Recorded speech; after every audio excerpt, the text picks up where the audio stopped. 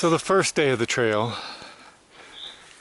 unlike the majority of it, is a pretty much steadily incline through a nice bird chirping forest.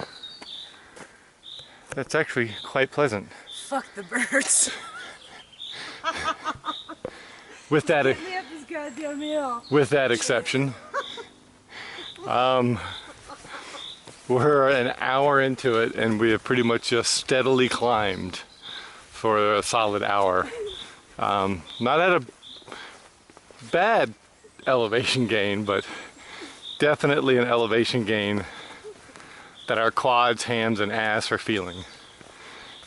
Any other comments on the trail?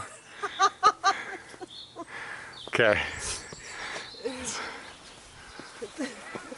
But it is a very pleasant, if not strenuous, trail walk at least.